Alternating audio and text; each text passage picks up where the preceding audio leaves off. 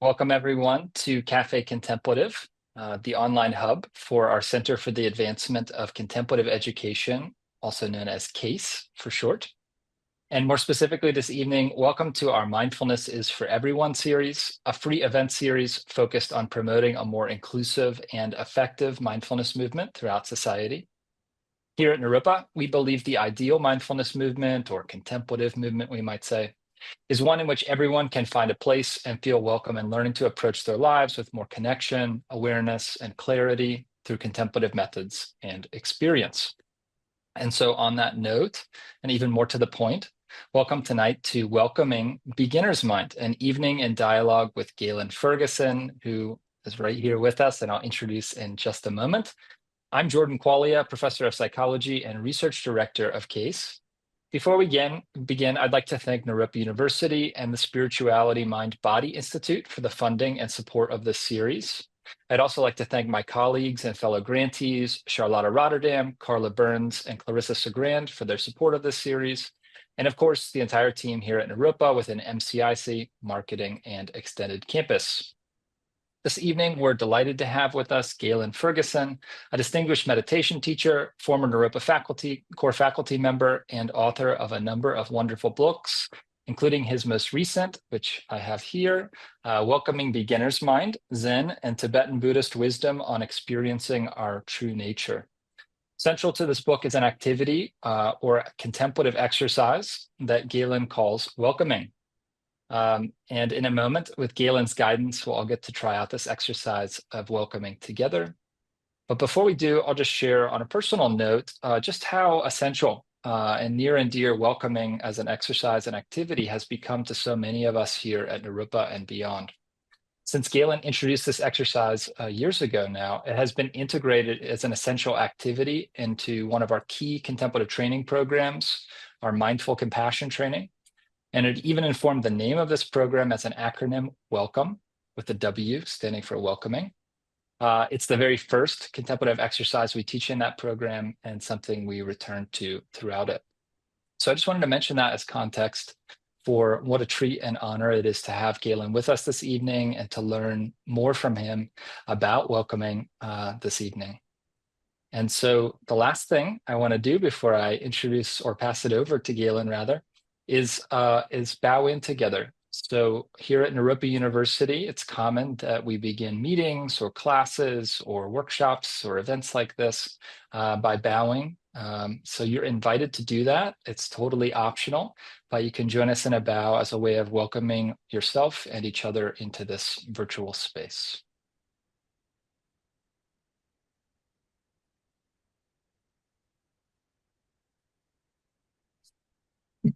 Thanks.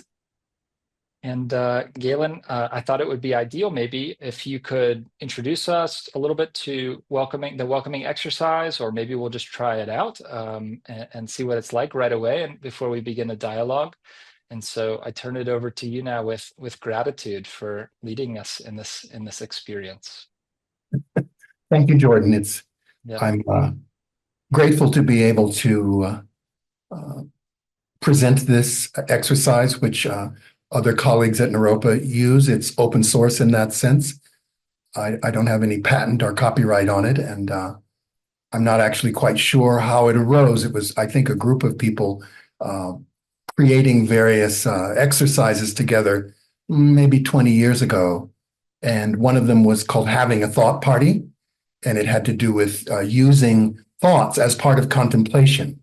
We were trying to do literally contemplative meditation. And sometimes there's a kind of bias or sense that, oh, thoughts are to be blocked or suppressed or something like that. I kind of, realize that, oh, meditation, mindfulness awareness doesn't necessarily mean suppressing thoughts or getting rid of them or ignoring them. Still, there can be just a lingering hesitation around using the thinking process, which, of course, many courses at Naropa use contemplation of a text or writing or a poem. I can remember going through a weekend with Judith Simmer Brown and a presentation of contemplating the different meanings of a particular piece of poetry. So at this time, a group of us, someone came up with, oh, let's have an exercise called Having a Thought Party. that you invite all your thoughts and they're welcome, and it's not a costume party. They don't have to dress a particular way, and they show up and maybe they linger, maybe they can only stay a short time and so forth. So it might have had something to do with that time. I don't remember exactly, but there was this exercise, which we'll do in a moment or so, called welcoming. And since that time, it's interested me. It's something that I've done in different settings, working in prisons, working in college settings, working at retreat centers, contemplative centers. It allows us all to have whatever our experience is. So it makes a really good basis for a kind of conversation that's experience-based rather than, theoretical or philosophical, or a matter of, concepts against concepts or debate in that sense. It's pretty simple. And but tonight, for some reason, I was thinking today about, okay, so we're going to present welcoming. Jordan has been clear about that. We're going to do it, and then maybe we'll have some conversation, and then maybe do it again. And that's very helpful to return to it. But I wanted to talk a little bit about, and I had not actually, this isn't in the book, and it's not something that I had thought that much about before. I wanted to talk about the historical context for all of us, in which a contemplative exercise like welcoming takes place. And this applies to any contemplative practice. And I listened to the first talk in this series by Professor Quaglia, tricolor model. Am I remembering that correctly? It's some months ago now. And That's right. That's right. yeah. So I think this would apply to that model exists in this particular context. And I don't know how often people do this in contemplative studies settings of, like, we share various contemplative exercises and practices and so forth, but to just step back in a way to what is it to engage the contemplative in 2024? Where did that come from, that such a thing is possible? And why is that something that's particularly valuable right now, given the state of our world, the state of our society, the states of many of our communities, and so forth? So the kind of prompt for me to talk this way and think this way has to do with, I was recently at an interfaith conference in Louisville, Kentucky, that's called the Festival of Faiths. And I believe this was the 28th year. And there were 200 or 300 people there at the convention center in downtown Louisville, Kentucky. And on this panel, I was on a panel, the theme for this year was Sacred Imaginings. So that leaves a lot of room for image and imagination and so forth. But the particular panel that I was invited to participate in was on consciousness. And I'll check with Jordan and see. My memory is that Jordan was the director of a consciousness lab at Naropa. Is that still true? It's not true. I did work in Peter Grossenbacher's consciousness lab for a period of time. I Very now good. direct a different lab with a different name, but yes, the word consciousness is yes. We've had a little discussion around this. It's quite broad, and it's an interesting term. Yeah. What's the name of the lab that you currently direct? It's called the Cognitive and Affective Science Lab. So it's more about cognitive science, emotion science. Yeah. Right. So one of the panelists on, again, at this interfaith conference in Kentucky, the Festival of Faiths, was Professor Clifford Saran, who Jordan is very familiar with his work. He's at the University of California, Davis, and his lab, I think, is called the Saran Lab, but he's part of the Center for Mind and Brain. He's a neuroscientist. He was director of a long-term study, longitudinal research study, as they say, called the Shamatha Project. So there may be people online who remember that or are familiar with that. It's one of the longest running studies of the Shamatha meditation practice. He's an extensive researcher, incredibly prolific, and also studying people with disorders related to being on the autism spectrum. So very interesting work. I think Templeton Prize in 2012 for work in this area. The other person on the panel was a historian of science Professor Ann Harrington. She studies the history of psychiatry, neuroscience, and cognitive science. Then we were moderated, our panel, by Melvin McLeod, who is the editor-in-chief of a magazine called Lion's Roar that some of you might be familiar with. And I'm just looking at a recent issue, the complete path of mindfulness, Lion's Roar. So, and then 5 keys to a happy and meaningful life: meditation, insight, ethics, compassion, and community. So that's, in one sense, a secular presentation of mindfulness, of which the most famous, of course, is John Kabat-Zinn, Professor Kabat-Zinn's mindfulness-based stress reduction. But this complete path of mindfulness, I would describe that as something emerging. So, and then I was invited, and I was a little uncertain. These are other folks on the panel were academics, professors, research scientists, historians. And as Jordan mentioned, I did teach religious studies and interdisciplinary studies, undergraduate students and graduate students at Naropa for 15 years. And I talked with Professor Judith Simmer Brown, who had been to this same conference 2 years earlier. And I wasn't sure, but at an academic conference, you often will read a paper and so forth. This is more open to the public. There were actually a large group of high school students that joined us one day. So that part was clear to me, that it's more, public presentation. It's not academic theory, or, these aren't peer-reviewed journal presentations. And so the historian, Ann Harrington, Professor Ann Harrington, opened by recalling a kind of history of such gatherings, interfaith gatherings. And she brought back to memory, for many of us, the Parliament of the World's Religions in 1893 in Chicago. I don't know if people know that, but it's a really landmark event, 1893. So it's 131 years ago. It was in Chicago, as I said, in what's now called the Art Institute of Chicago. It's regarded as the beginning of the modern interfaith movement. There had never been such a gathering in the history of the world, and there now have been. In fact, there was just one in 2024, so they continue. People who attended included Swami Vivekananda, who was part of the Ramakrishna order and a student and disciple of Ramakrishna, the great Hindu saint. Also from Japan, a Zen teacher named Soyen Shaku, Shaku, who spoke, I believe, only Japanese, and had a translator with him whose initials were DT, Daisetsu Taitaro, DT Suzuki, Suzuki. So DT Suzuki, as a young man, 1893, is translating for this Zen priest, Zen Roshi, and DT Suzuki went on to travel to America, teach at Columbia University. In one of his classes was a person named John Cage, who was at Naropa University in 1974, the first year.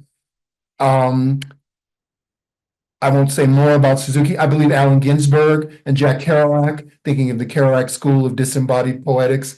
When DT Suzuki was teaching at Columbia, I believe they took the subway uptown to go and meet with him. So this is kind of the beginning of Zen and its growth in this country. So Professor Harrington said, our interfaith gathering here in 2024 stands on the shoulders, or as part of what was begun in 1893. And she said, history is about looking at how things actually happened, but contemplating that they might have happened in a different way.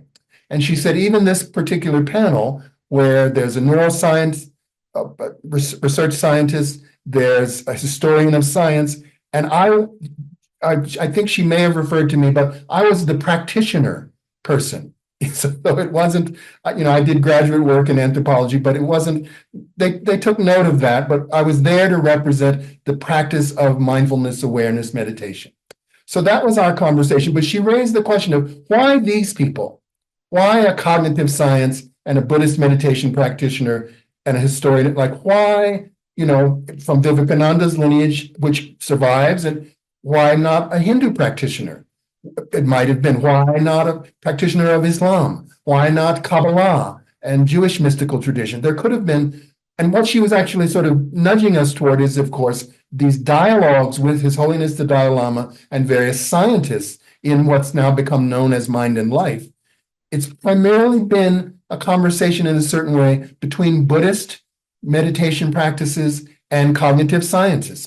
Going back to the days when Francisco Varela, a pretty well-known Chilean neuroscientist, cognitive founder of what becomes cognitive science, at Naropa, a group of folks, Francisco Varela, Eleanor Roche, professor of cognitive psychology at UC Berkeley, who else in that? Jeremy Hayward, trained in physics. All of them had various conversations with the Dalai Lama, and that's published as a book called Gentle Bridges.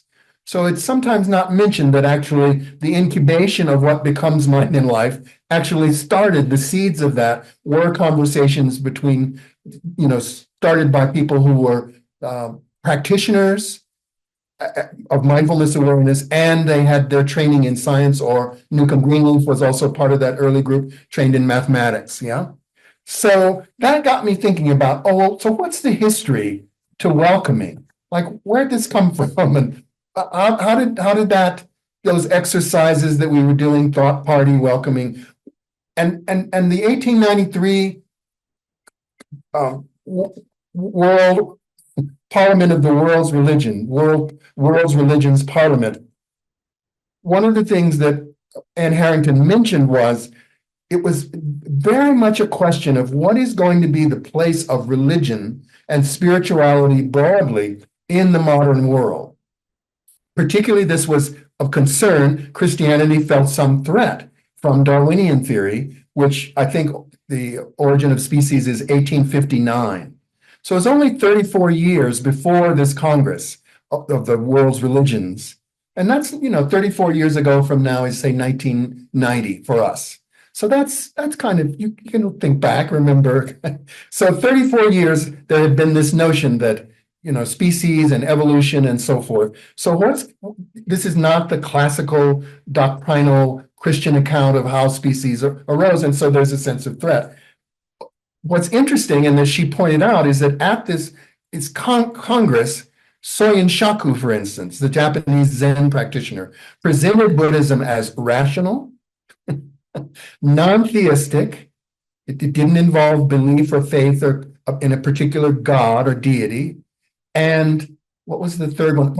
Scientific, specifically using that word. So this is now studied as what's called the beginning of Buddhist modernism, in which many Asian practitioners and teachers framed their traditional practices and teachings as fitting to the modern world, because it's not entirely based on faith. It uses reason, it uses evidence from one's own experience or the experience of others in the tradition. And so in that sense, very suitable to the modern scientific world. It's going to be based on evidence and reason and so forth. So that's a particular modern, you see what I mean? That in the 1500s in Japan, you wouldn't have needed to say, okay, we're going to do Zen because it's scientific and rational and so forth. It would have just, if you were inspired by a local temple or something like that. So that pushed me back a little bit to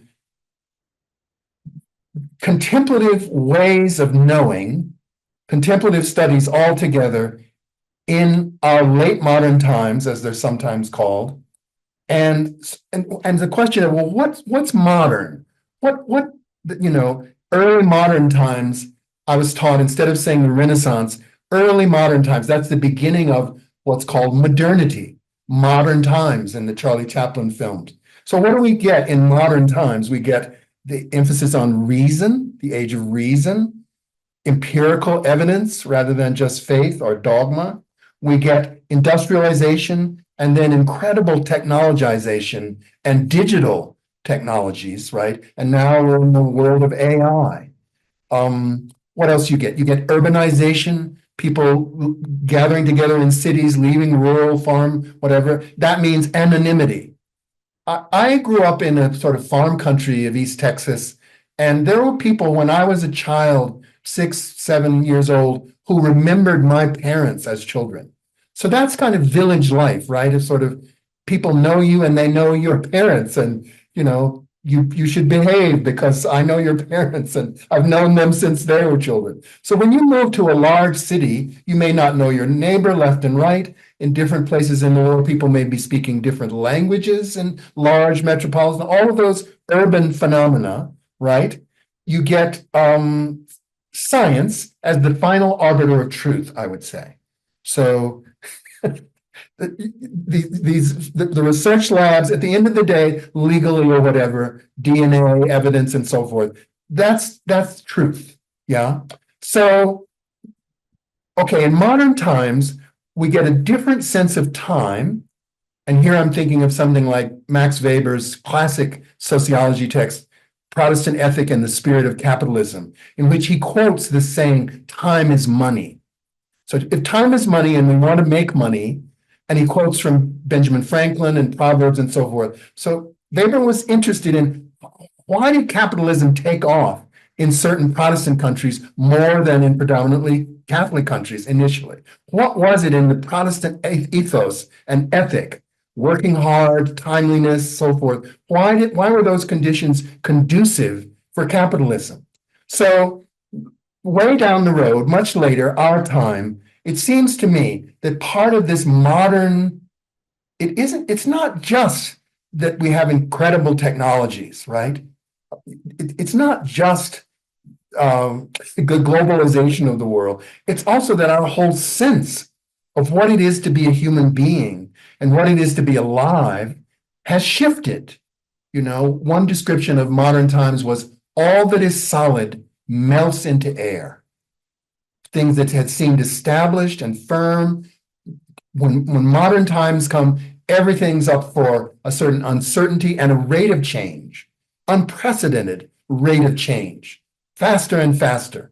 So all of that, one way that shows up, particularly in terms of something like a contemplative practice, is a friend of mine likes to talk about the fact that we're being invited and encouraged to self-optimize, to make the best version of ourselves there could be.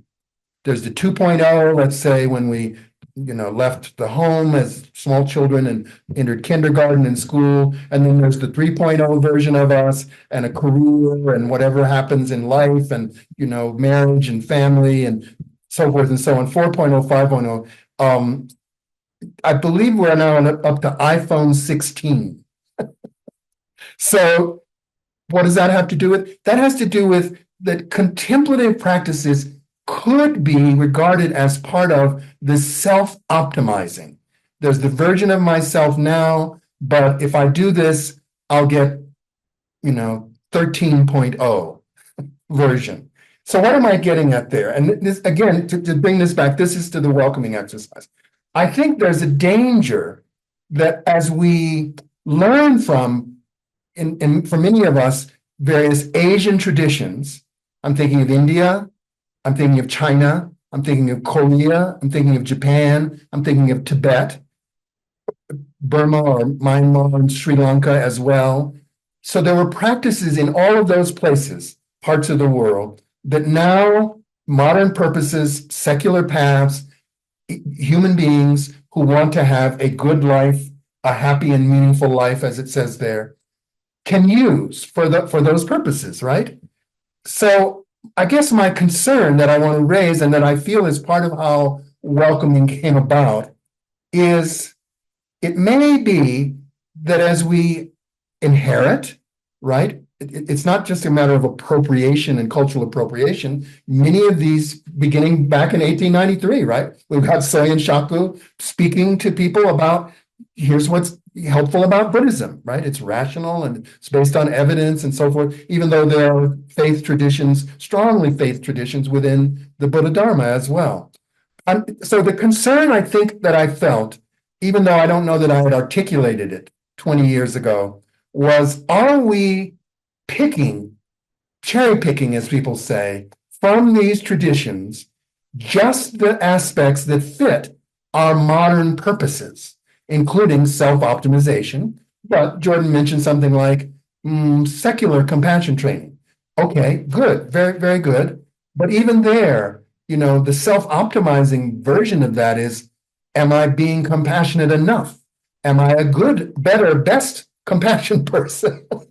I don't know. The ironies, run wild here in a certain way because that's in the air, it seems to me, that we breathe. My graduate training was in cultural anthropology. How do cultures work? They don't always work by explicitly somebody saying, oh, you should think this way. You should feel this way. There's almost a kind of osmosis. It's tacit. It's affective.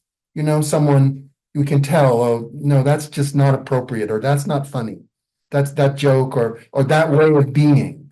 So, in modern times and late modern times, faster, more and more efficient. So turns out you can use mindfulness to get better marksmanship and shooting a rifle, right? Sure, you can train your attention, but I don't think that actually is in accord with nonviolence and not causing harm, not killing, and the ethical precepts that were initially would have been a part of that practice. So that's a long story for to me. I think of the welcoming exercise as a counter some of the currents in our modern world, in modern times, and are at very least an alternative to some of the unquestioned assumptions of modern life, modern ways of living, in which it's about usefulness and utility and getting better and faster and bigger and well, all those things that I think we're familiar with. Just watch 10 minutes of any, televised program or so forth, right? I mean, unlike, let's say, you like, what's counter to that? Well, Chinese Taoist, there's a value in a certain uselessness. Really? Well, yeah, that we don't approach nature just from the point of view of how useful it could be, how much, we can get from cutting down these trees. Part of the beauty of nature, and there's something in us that responds to a non-exploitive, non-utilitarian, or in Zen, some Zen teachers talk about purposelessness. That when you sit Zen, you sit Zazen meditation, it doesn't have a purpose. Its purpose is doing it. Suzuki Roshi used to say, you sit with no gaining idea. No gaining idea.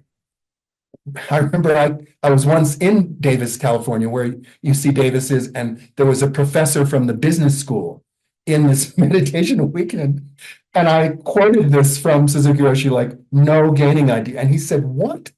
Like, that doesn't make any sense at all. Why would anybody do anything if they don't think they're going to gain something by doing it? Like, hello? Like, and it was very helpful actually to me. It was like splash of cold water, like, oh, I never thought about the fact that there are ears that would hear Roshi's statement as really outrageous and makes no sense from a certain point of view. And yet it may be that Roshi is making a kind of sense.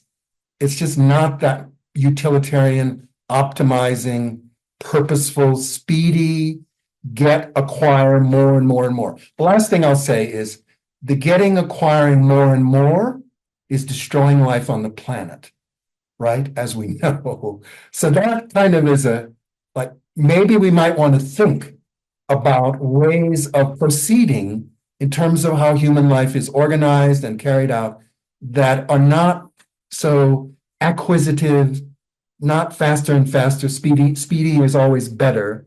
What if slow? I remember some years ago, there was a slow food movement. It's in some places in Europe. There were certain things, it just takes time to cook. But who has time, right? If you're busy in a 50-hour-a-week job and you got to get dinner for the kids and, right, the microwave is very helpful. So that's some. So Jordan, I don't know if do you have any comments? I mean, somewhat this is meant. It's not just about welcoming. It's not just about mindfulness, which is a large movement for which I'm grateful. It's not even just about contemplative studies.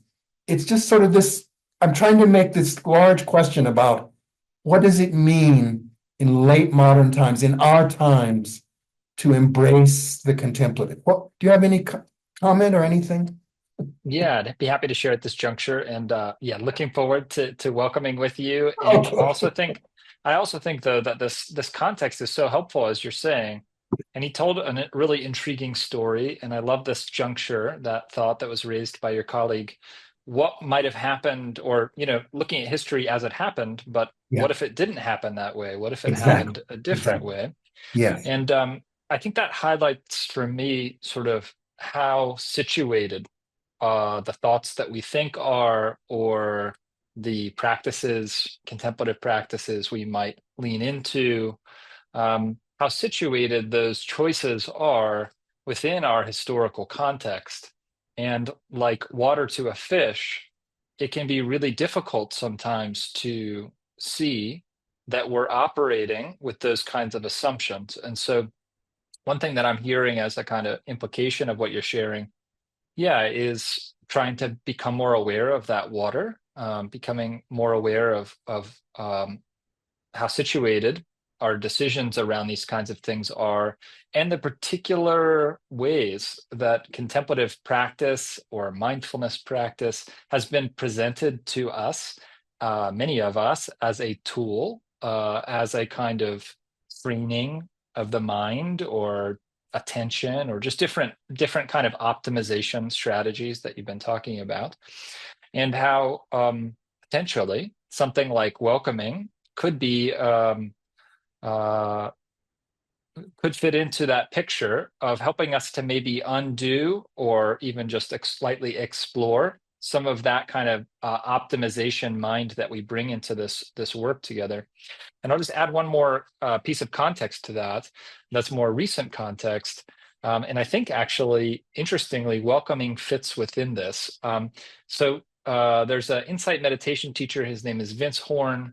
He's also the founder of the Buddhist Geeks podcast. And I believe that he's the person that first introduced this on my radar. There's something called the hype cycle within technology. It tends to describe how something like Bitcoin, becomes something really popular and then fades away, and then maybe stabilizes at some point in terms of its relevance or usefulness. And he plotted mindfulness on that hype curve. And he's sort of making the case, and I think that it's not so simple as this, but that initially mindfulness was this kind of panacea, and it reached a point of sort of peak hype. And when I teach about this concept of the hype cycle, I like to put at the top of the peak of when did we hit peak mindfulness? And there's actually a kind of mayonnaise called mindful mayonnaise. And I think that that's a perfect example of sort of peak hype of mindfulness, where it's sort of mindfulness starts to become meaningless because it's getting applied sort of equally to so many things. And so when any concept, meditation or whatever, reaches that kind of hype peak, it starts to lose some of its power because we become oversaturated by it. But then what's quite interesting, and I think this is partly where welcoming comes in, but then hopefully, I think my experience is that welcoming is really an antidote to the hype cycle in a way, but is that you slide down into what's called the trough of disillusionment. So we may not realize part of the situated nature for many of us, including I'm thinking of my students at Naropa or so on, that they kind of grew up with mindfulness around. And so the rarity of mindfulness, or just how unique it is that we're doing things like this, or contemplative practice, or learning them, has kind of gone away. Some of the shimmer has been lost in that process. And in fact, what's become more popular is critiquing mindfulness, or critiquing contemplative practice, or maybe opting out of doing it because one has certain needs or values that don't fit with that model. And so that has become, in a way, an important critique. There's valid stuff in there that needs to be said. It's not a good fit. Certain practices aren't a good fit for everyone. And at the same time, I've noticed that maybe the people who are getting the most attention over the last 5 years or so are the people who are most strongly critiquing mindfulness, criticizing it. And we're at risk of sort of throwing out some of the gems, I think, that are really actually valuable. So, almost done here, but after the trough of disillusionment, you come out into what's called, I think, something like the plateau of possibility. It's got these names or something like that. And that's when we kind of take a more balanced look at, okay, here's what mindfulness is good at, and here's what compassion is good at, and here's what something maybe like welcoming can fit in and be an antidote or possible complement to some of these other contemplative approaches and methods. So I think that we're kind of in that place, ideally, in the series at Naropa, within your work, of really examining, seeing the water, and then asking ourselves kind of what have we been missing as we've gotten swept up in this excitement around the contemplative movement and the popularity of it and so on. And what might we need to bring in at this juncture to ensure that we have the healthiest kind of presentation of this in the secular way of modern times that is possible. And so, yeah, so I guess that's what I'd add to what you shared. And yeah, I think I would love if you'd be open to sharing with us what welcoming is actually like, because I think that will give people a kind of reference point or a referenceless point or something like that to proceed with here. Yeah. Thank you, Jordan. I will do that, but I also want to appreciate your response and your willingness to think about these hype cycles and so forth and so on. And yeah, of course, I'm nervous at welcoming being a useful antidote, just if only for the sense that I don't think there's any guarantee.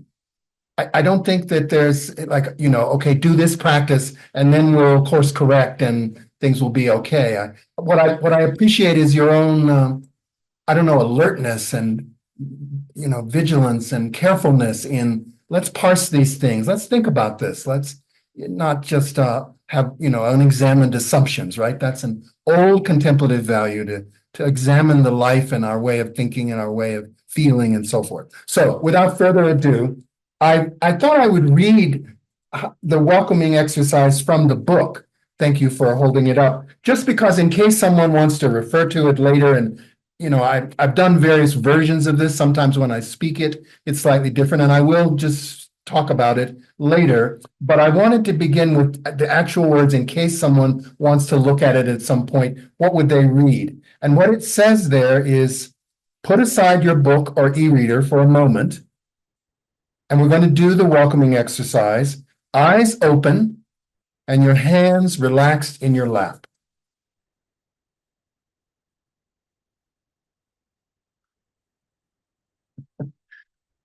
That's it. And in fact, it says that in the book. Sit for, it gives us certain suggested length of time. I think we're going to do like, 30 seconds or something like that, maybe a minute at most. I feel I need to clarify that, okay, eyes are open. I happen to be at a meditation retreat for a week, a silent retreat this evening. And many of the people, this is mindfulness-based stress reduction, many of the people are sitting with their eyes closed, which I think is encouraged in that tradition, maybe invited or whatever. There are traditions where you sit with eyes open. In this case, neither of those applies. This is not a mindfulness exercise. It's not mindfulness meditation. The eyes are open because ordinarily we move through life with our eyes open. And this is not that different than our everyday life. And the hands in the lap, just someone said, could you demonstrate? I just mean just let them flop, as opposed to a meditation mudra, right? Various placement of the hands, relaxing the mind posture. The hands are placed on the knees or the thighs.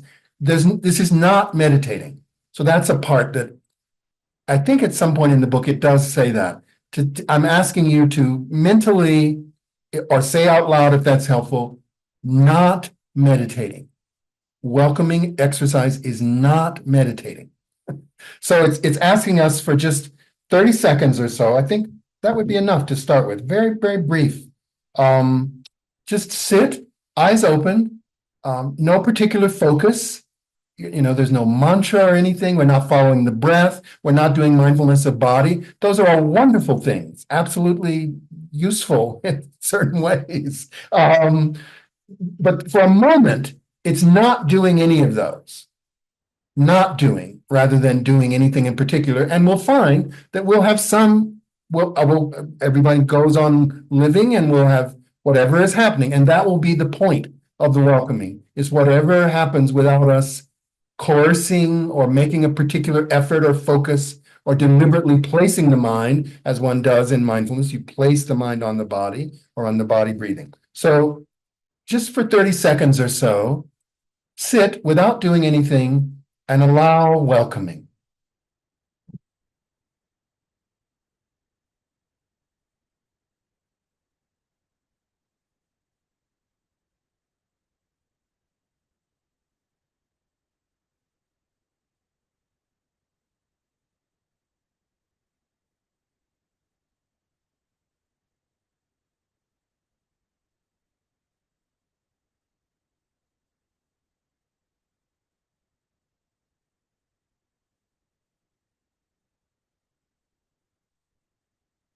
In the book, it continues and says, there's no target or aim or goal. Remember, this is mainly an experiential journey. Whatever is our experience during doing the welcoming exercise, that's it. It's not a springboard to getting better at welcoming. There's no welcoming 2.0. So the point is to trust and taste whatever arises. Hot. The room I'm sitting in is somewhat warm. It's very cold outside here in northern Colorado. Hot, cold, happy, sad, restless. I have a good friend who she says, sitting still, I just get restless after 30 seconds. Or someone mentioned today, someone said, oh, after 20 minutes, I almost always move. So if there's restlessness, we welcome that. If we feel contented, today, our meals, our friends around, family, let that be. The entire range of feelings, sensations, thoughts, perceptions, and concepts. Like, what sense does this make? Or what is this? Or why are we doing this? Or what do you get from doing this? Those are thoughts. We have concepts, right?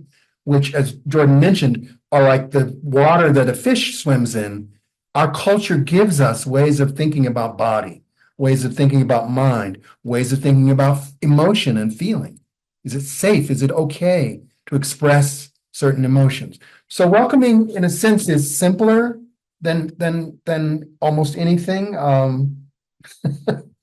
It's just, I'm looking at our time. Our time is about halfway. I think we have time for one more 30-second welcoming. These are quite brief. Again, there's no point or purpose or aim or goal. It's just sitting for 30 minutes, allowing whatever tension or relaxation or whatever we see, hear, feel, thinking, welcome thinking. Thoughts are definitely welcome. Let's do 30 seconds more.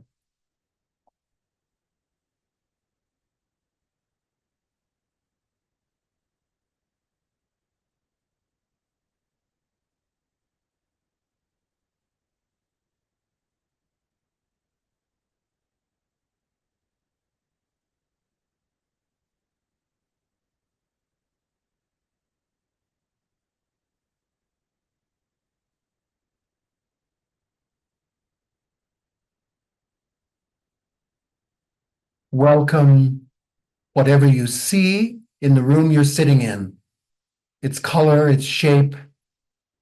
Welcome anything that you hear. If there's traffic outside your apartment, your home. Welcome any thoughts, as we mentioned. Welcome any lingering feelings from today. Something went well and you're delighted. Something was difficult and irritable, frustrated. Welcome. Welcome any sensations in the body. My feet are slightly cold sitting here, even though the room is warm. I have an itch in my right wrist. Body sensations, the somatic dimension, physical, emotional, cognitive, including thoughts, and then sense perceptions.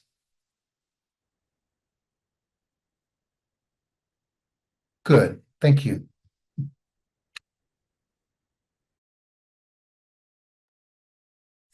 Thank you, Gaylon. Yeah, I think it would be nice to ask you a few questions about welcoming so that people have a deeper sense of the welcoming exercise, and then maybe we'll explore some more, like we were earlier, some of its implications. Is that Right. I okay? appreciate Yeah. your optimizing our experience of. It may be my tendency. Yes, you'll have to keep pointing that out and help me undo a little bit of that optimization. It's the Um, water we're swimming in. yes, That's the yes. water. I'm grateful.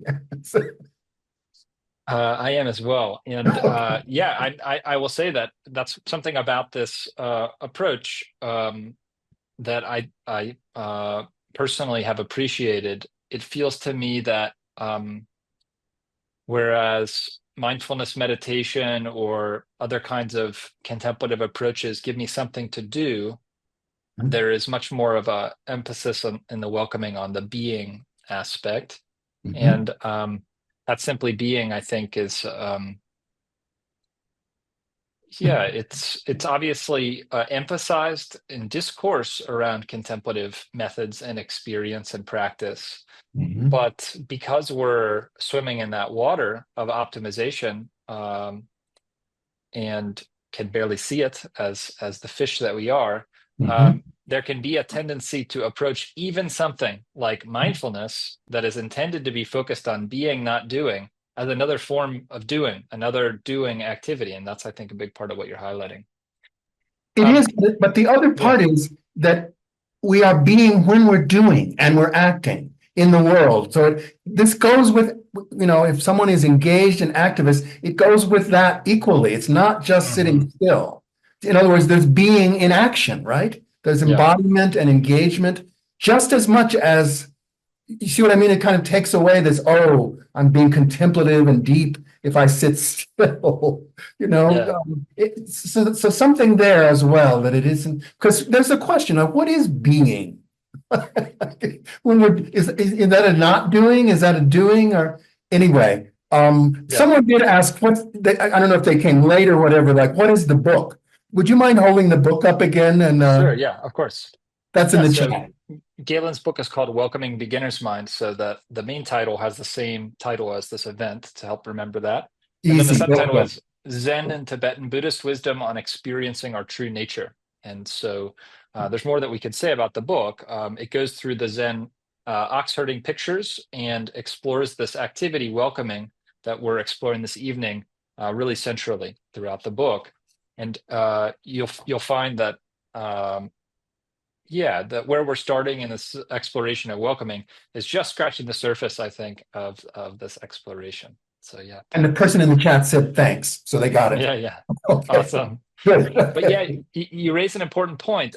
So I guess I'll ask you with that, like welcoming, ideally, Mhm. could be something that is present throughout our lives. It's not Definitely. Yeah. necessarily like I just do this exercise and that's what I'm welcoming, and then I go and do my life kind of thing. Right, Yeah. right, right. Yeah, I agree with you. What would it be to engage with this kind of welcoming a- approach or attitude? You know, when we're doing it sitting still, we're welcoming ourselves. But what would it be to, in that sense, host our lives? We're the host Mhm. and hostess in the old vocabulary of everyone we meet, our Mhm. coworkers, our team, uh, you know, our neighbors, our family, our community. What would welcoming be in that setting? And I don't think it looks a particular way. I don't, again, it would become a goal, right? Like, oh, I'm going to mimic that. No, no, no. It's more genuine than that. But I think we notice it sometimes with people where they seem kind of at ease with being themselves. And that kind of invites us to similarly just be as we are and, be genuine in that way. Something like that. It's kind of wordless in a certain way. It's Mhm. not saying, oh, it's okay or this or whatever. It's a tacit communication in a certain way. Mhm. There is something though, Galen, I guess to ask about this, about the intrinsic, what's intrinsic to the word welcoming or the experience of welcoming that is not artificial, that is not just our tendency to optimize or something.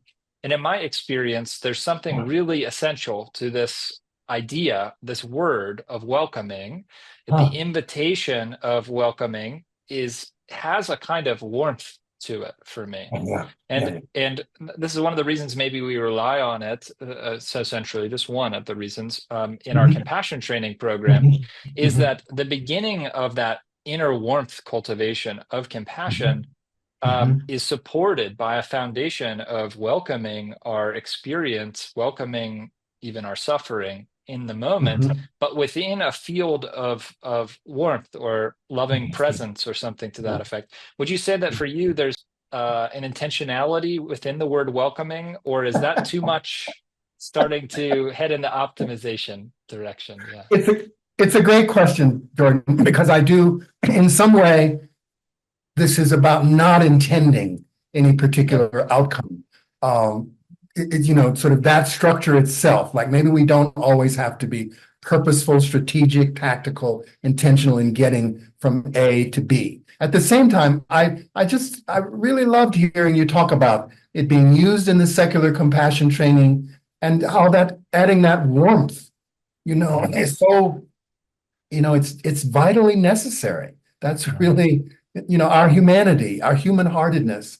In our panel about consciousness in Louisville, Kentucky, right toward the end, there was sort of a question about consciousness or whatever, and someone said compassionate consciousness. And I take from that in some way, our bare bones consciousness is compassionate. Mm. And I know that you're familiar with the work of, is it Dr. Keltner? Is that the greater good Mm. science person in Berkeley? And that book called The Keltner's the last Compassionate name. Instinct, Yeah. TCI, that you use in secular compassion training. We're hardwired for a certain warmth, for a certain Mhm. empathy, for a certain, compassionate engagement of, yes, I need to respond to suffering and crisis and so forth. Yeah. So I do think it goes with that. But back to the other side.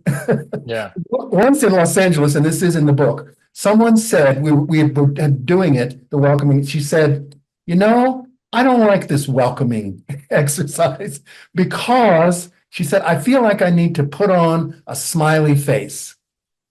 And I knew what she meant. Like, there used to be at certain restaurants or hotels or something, there'd be somebody standing outside of, come on in, folks, and this is going to be a great meal. And I don't even know if that exists anymore, but I knew what she meant. Like, it's being a welcomer, a greeter Mhm. or something, and that there's effort in that. And, how good am I getting at it? And so in that session, we actually reframed it as welcoming as level zero. You don't have to pump up a warmth or a smiley face or anything, friendliness, loving kindness. Those are great things. At another time, we might cultivate those. Very Mhm. helpful to do, sure. But level zero, and one thing I love about level zero is everybody has a level zero because level zero is not having done any particular practice, and it's quite widespread, actually. Mhm. So there's a way in which it brings us closer together rather than a very exclusive, esoteric, only a very few people have ever. That to me, it's anyway. Mm. I love So that. Yeah. I think we have both sides there, right? A natural warmth, Yeah. natural, not cranked up or, manufactured, and also not trying to be, we could almost look toward training in compassion leading to spontaneous compassion. Mhm. It's a possible path there. I'm not anti-path. It's just, um, but the training is helpful. But the reason the training works, it seems to me, the compassionate training is it's compassionate heart to begin with. We're not Mhm. making a new heart or getting a heart transplant. We're letting out something native or intrinsic. People talk about Mhm. intrinsic goodness, or I've heard Richard Davidson talk about basic goodness, right? Mhm. Yeah. Yeah. Okay. Yeah. So there's an aspect, we sometimes talk about this even in the compassion training. As we're training something, we're getting better at Yeah. compassion, we're optimizing for that or something. Yeah. Uh, Along the way, by extension, we also have to unlearn. And Yeah, perhaps that unlearning aspect is the majority of what the training is yeah, focused on, because I we like that. have we have been conditioned into so many things, and especially that kind of inner critic that Yep. maybe comes up for people during compassion and so on. And I Yeah. love what you said about the inclusiveness or the accessibility of this practice, what you called the level zero. That's very much in the spirit of this series. I think mindfulness is for everyone. We might Mm, say contemplative is for everyone more broadly, mm, to include mhm, welcoming within that. And something mhm, that I've noticed about welcoming is that you can do it anywhere, mhm, anytime. Like we mhm, were just talking about, you can do it during an activity, even, or maybe ideally it's with you all the time. And it made me think about even more, especially difficult moments of life, or maybe one is ill. I recently had COVID. And just during that experience, noticing that my mental faculties were dull and my motivation was scarce and so on. And so if you had asked me, why don't you do mindfulness meditation? I would might have said something like, I can't do mindfulness right now, right? In the sense of like, I can't do the proper technique. But if someone had said to me, why don't you do the welcoming exercise? That is something that would have been accessible to me. Nobody, unfortunately, pointed that out. I don't remember if I did much of that during my experience. But I wonder if you might speak about welcoming particularly painful or difficult experience, and how you think about the welcoming exercise as maybe something that could support people going through a mhm. difficult time. Yeah. Yeah. And I think you named it, Jordan, actually, that we don't always feel up to, rousing the exertion and the motivation, particularly with illness and so forth. And yet the reason that welcoming is accessible at that moment is that it isn't doing anything. You're not trying to get one up on the, fatigue. When I had COVID, that was one of the strongest symptoms that lingered for me over a month, was just, I just felt tired and not much, get up and go or energy. And yet, okay, welcoming is, it doesn't feel okay. That's an important Mhm. part. It's not like, oh, this will perk you right up and you'll be back to whatever before you. We'll be with ourselves as we are going through that difficulty. And that in itself may be healing in a way. I Mhm. mean, back to, it's very much on my mind, mindfulness-based stress reduction. As far as I understand, the clinical model there is people come in with chronic pain. I tore part of my quadriceps a couple of years ago. And on top of that pain was this blaming of myself of, how could I have been so stupid to go out on a wet deck and not walk carefully and slip and tear something? And all of that is an overlay and stress that actually impedes the healing process, right? There are all these studies about, if we can just be with the pain itself, that in itself can be steps toward healing. Mhm. So it's interesting. I don't know if I'd ever thought about how much welcoming, which is just allowing whatever is happening for 30 seconds or 3 minutes, is mentioned in the book. It, Mhm. it has the same logic in a way as the. Do you have anything to say about the clinical studies around MBSR? Mhm. What would you, was I accurate Yeah. about the model? I'm sort of, Yeah, a couple things I think come up. One is that what's interesting about MBSR, and that you're involved in teaching that right now, is the hype curve I referred to earlier. For me, what I would place at the beginning of the hype curve, what set off the hype to begin with, was the MBSR in a good way, right? That MBSR came to uh, be a way that mindfulness was introduced in the scientific literature and so on. But what mainstreaming maybe, of it, the mainstreaming, yes, right? Yeah, big yes. time. Yeah. And what many people may not realize about that applies to this thread is that it was introduced for chronic pain patients. So Mhm, a patient population that was being neglected even more then than they are now, in some sense, because there wasn't much that Western medicine could really do for them at that time, apart mhm, from drugs and so on, because it was a more chronic condition. And Mhm. so mindfulness was a possible way of supporting and helping those individuals. And in fact, the research and some of the latest neuroscience by Fidel Zidane and others is really showing that mindfulness appears to help downregulate pain through a whole different set of mechanisms than other anti-pain medications or Mhm. other methods and so on. So, yeah, I think that what you're saying is exactly right, in the sense that if we can just be with our pain, be with our Mhm. distress. It makes me think about the second arrow metaphor from Mhm. Buddhism Yes. when you were describing, where we're suffering from something, and then we layer onto that suffering this additional layer of suffering that is like this resistance to the experience, Yeah. and the way that, yeah, that can interfere with the natural healing process. That's exactly it. There's the pain, and then there's the suffering on top of the pain about why me or what is this and so forth. Yeah. Yeah. And Mhm. so, in this vein, for me, in my own practice of now, my own unpractice of welcoming, my own experience of welcoming, um, uh, when I engage in it, it's interesting to me that it can be a really simple experience and really joyful, delightful, no big deal.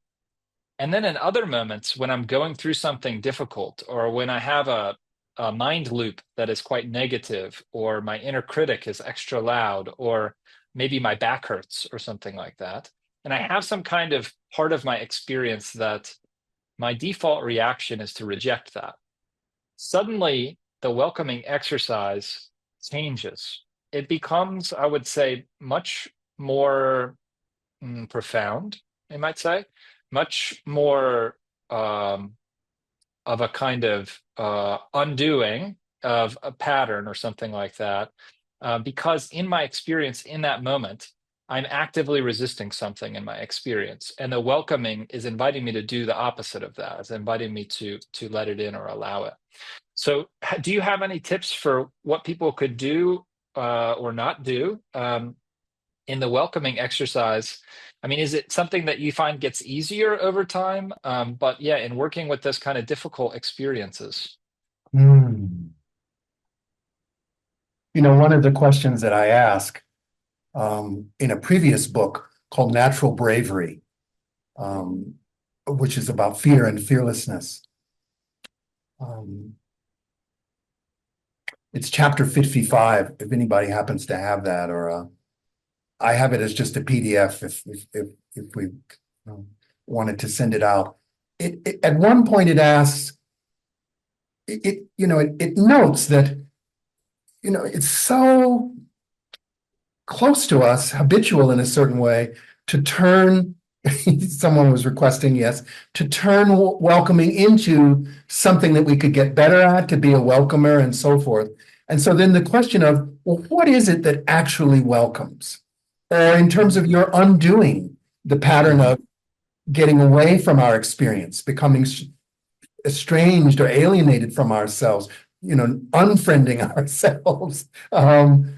It, there's a way in which it's space itself rather than I as the doer or undoer.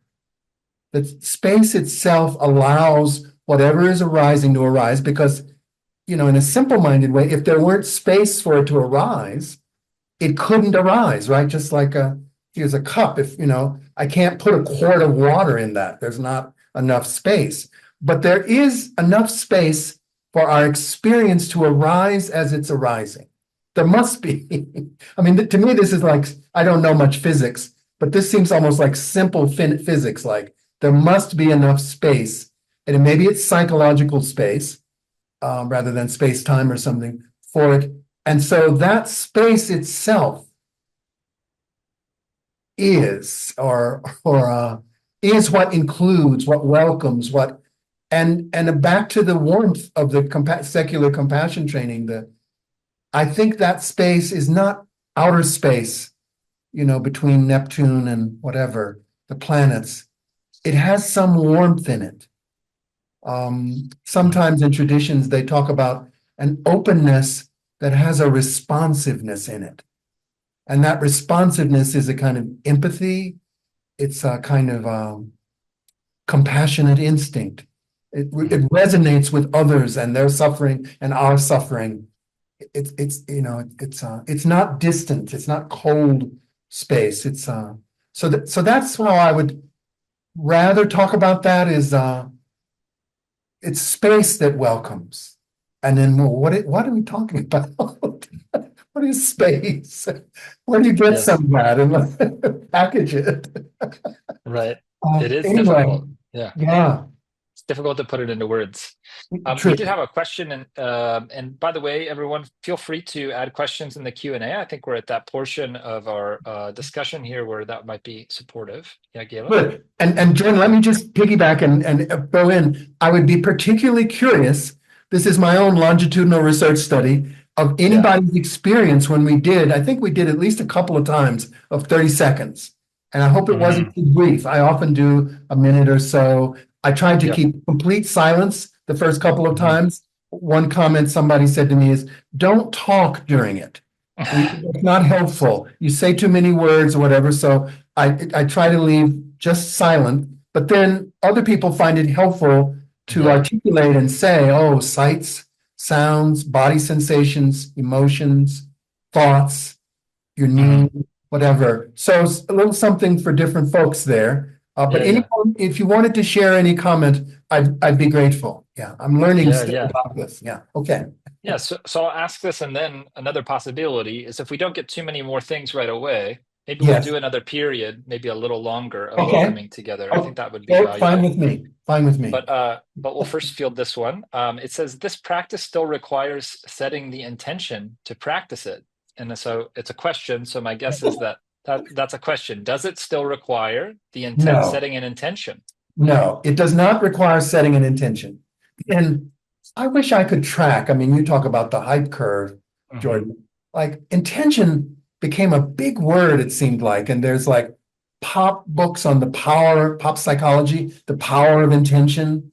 And I guess in spiritual teachings, there's pure intention. And then you Hmm. use the word intentionality, which is from Hmm. Husserl and phenomenology. But I don't know if that what phenomenology means by intentional, which I believe Yeah. is there any perception that there's Hmm. the consciousness is intending in the direction of the light I see or whatever. People use it in the sense of intending something, intentionality of this group wasn't very intentional or was very Hmm. intentional about the environmental impact of what they were. I wouldn't want to know. Welcoming doesn't need an intention to welcome. That's it. Hmm. And that's part of how we could discover a welcoming that is not created by us, a Hmm. welcoming that's not manufactured. It's not something we do. It's a welcoming that is. It's almost like discovering that we're welcome here. Hmm. And I Hmm. don't know like who's doing that but we are. Human beings we're welcome. Hmm. Let's look at the comments. Anything else? Yeah, yeah. Yeah, I'll read them. Okay. So there's a comment that says there is awareness, there is acknowledgement. Would welcoming be to just allow? Yes. Good enough. Yeah, yeah. And So that could then be a synonym. yeah. And Yeah. some people have phrased it that way as an allowing, a letting be. The only part that makes me nervous there is what if something arises where we don't want to let it be? We don't Hmm. want to allow. So then welcoming would allow that. Yeah. Yeah, I'll translate briefly my own way of thinking about this. Is that Please, please do. it's important anytime that we're bringing concepts into this idea of welcoming, which we are right now, to kind of Yes, look at it and understand it and so on with our conceptual mind, to be a right. little skeptical of any concept that we bring into this discussion, Huh. because there's a risk that it could get in the way of a more direct experience. Wow. Yes, So, I thank you. Thank you very much for sounding that note. So it's not asking us to conceptualize, it's asking us or inviting us to feel in a way. mhm. Not feel in the way of a heightened, affect and emotion, but just feel in the sense of I feel this desk under my hand. Very, very Mhm. simple and ordinary. We Right. could feel what's arising with us. Mm. Okay. Another one says, like an MBSR, so comparing it to MBSR, if your eyes are closed, you must need to do so. if your eyes close, oh, if your eyes close, you must need that. So I just relaxed and enjoyed the brief time. So they're Mhm. describing their experience of welcoming. Mhm. No intention, just experience. Thank you. Mhm. All right. Thank you very much for your report. Yeah, thank you. Another comment from Anne Marie. This welcoming reminds me of an experience I facilitate as a forest bathing guide. Happy to email follow-up thoughts. Please So, do. I'd love to hear about that. And that's in the yeah. book. Eventually, it invites welcoming outside. Mm, Um, easier to do when it's spring and summer or whatever, but even bundle up or whatever, welcoming outside. You don't have to do it very long or anything, but just go outside and there's trees, there's snow, there's moon, there's life. We're human beings in a setting of our city, our nature, natural setting. Yeah, welcoming goes with nature. Yeah. mm, mm. When you mention the cold, it makes me think I'm trying to get better at tolerating the cold outside and embracing Mm, the winter. And there's a mm, way in which, when you drop your concept of resisting the cold, like mhm, cold is bad or something, that mhm, cold is like an experience of aliveness, right? mm. So Wow. there's a sense that it's making me think about how welcoming can sometimes reveal that a sensation that we typically experience in one way is actually different than maybe we thought it was. Yeah. Very good. And really in line with what you were referring to as more direct experience, leaning toward Hmm. letting go of the concept. I personally have fear around cold for some reason. And I mean, Mm. I Hmm. did field work in West Africa and it got really hot, but it doesn't Mm. scare me the way when winter is coming and whatever. But so the idea is different than the actual experience if we lean in that. And you're Hmm. echoing, I can remember Naropa's founder, Venerable Vidyadhara Trungpa Rinpoche, encouraging in that direction of the icicle, what does it feel like? Or something more Hmm. direct. So anyway, Nice, nice. All right, we have another one here. It says, I often label what I am welcoming, such as welcoming hearing outside noise or welcoming feelings of tiredness. Is that something that you intended? I did discover that I welcome feeling I am a difficult woman and welcome myself as a difficult woman. So even something about oneself or one's character is being welcomed here. Yeah. yeah, and there's a little asterisk that says hearing. What is that? Yeah, that's just because above there's a typo. So that's all.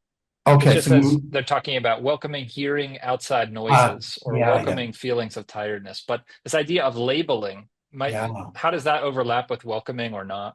Yeah. Right. And this person, MD, the initials, maybe you know that in certain mindfulness traditions in Theravadan, for instance, Southeast Asian, Sri Lankan, and so forth, they do say hearing, hearing, hearing, smelling, smelling, smelling, tasting, tasting, tasting, walking, walking, walking. So that's kind of more on that side of things to me. Whereas on this side of welcoming, you don't know, it's not intending to label. You don't even have to know in words or names or concepts what it is that you're welcoming. It might be, I mean, what if there was sights or sounds or sensations or feelings that we've never felt before or that we don't have vocabulary for? Like just to welcome what Jordan was calling a direct experience. And then in the retreat I'm part of, one of the other leaders has been reading aloud poetry, which I understand is done quite a bit, that John Kabat-Zinn used poetry and, Rumi and so forth. So then it seems to me poetry is using language, but often it's come out of a direct experience. Mhm. That we let the words, we experience, we hear the sound of plop as the frog jumps into the pond or the lake, and someone writes a haiku about that. And then maybe Mhm. the arts altogether arise from, direct experience of sense perception, the richness of sense perceptions. So we Mhm. don't have to label. Yeah. Mhm. And I'm certainly not a label for ourselves, or I'm this kind of, those could be helpful in certain contexts of psychological categories or descriptions. That's that. But this is not even, I'm this personality type, or it's more innocent than that. I'm Mhm. simple. So we've got one more question that came in the Q&A, and I'll ask that. And then I think that if others agree and we don't get a more pressing question, we'll try out another period of the welcoming, since we're Okay, nearing the end of our time. And it fair would, I enough. think, be good to do that. Okay. It says here, it's almost as if you have a description of your experience that you might have some intention or anticipation against, which you are measuring the experience. So they're saying, I think, we have some kind of anticipation or description of like, oh, I'm going to have this experience or that experience. When I go outside, it's cold outside and I'm going to feel this way or that way, Yes. as opposed to just being able to say, well, it happened. Mhm. That sounds like a comment, and I don't have a Yes, comment it's about not so much a that. question. Yeah, yeah, Right. yeah, that's true. Sounds good. Again, it's something to do welcoming. It's not something to get better at, and it's available. It's free. There's no need to buy an upgrade or get a better consciousness or heart or anything. Just try it and see. And it may be different from time to time. It may be very similar. I tend to myself when I wake up, wash my face, brush my teeth. I'll do a little welcoming, just or not do or whatever, but just to sit and to start the day with just so. Are there more questions? There's not. So I think why don't we, oh, maybe there's one more that just came in. Let me see. Okay. Um, yeah, so more like when you ask to describe your experience, then somehow you feel the need to categorize it. Yes, of course. Um, yeah, And that's an thanks. artificiality of the dialogue format or the workshop format, or when I've done this with people of, do it on your own and you don't have to describe to anyone what it was like or put it into words. If it is verbal, that's okay. If it's nonverbal and you just had a feeling and you're not even sure, that's fine as well. But it's true, there's a setup in the asking people to report. Hmm. Um, yeah. So how about a couple of minutes of welcoming? We'll take the Let's try that plunge. out.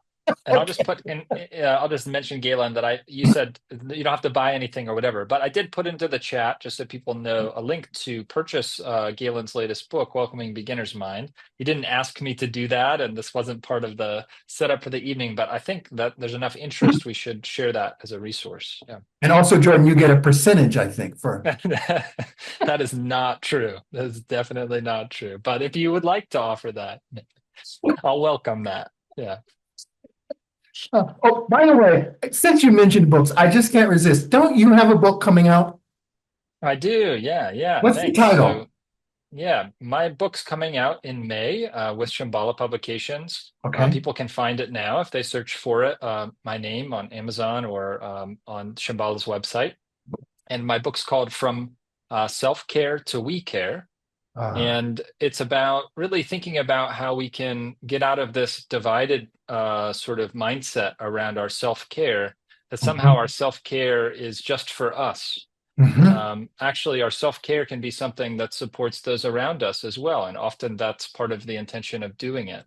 And mhm, so often people report things like feeling guilty for their self-care, for example. mhm, And so mhm, we care is a term that I coin in the book to broaden this idea and understand that it's possible to care for ourselves without abandoning our commitment to care for others.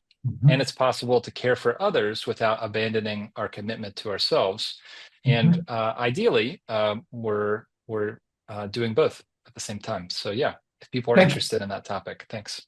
thank you very much. I'm looking forward to your book in May 2025. Yeah. Thanks. Okay. All right, folks, if you've come in or just to refresh, we're going to do the welcoming exercise for a couple of minutes. You can let your hands flop into your lap. There's no particular posture. Um, your eyes are open as they ordinarily are. You're not staring at anything particularly.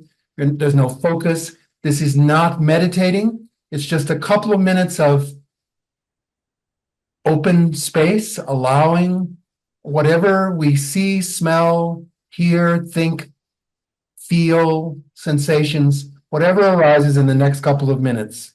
Here we go.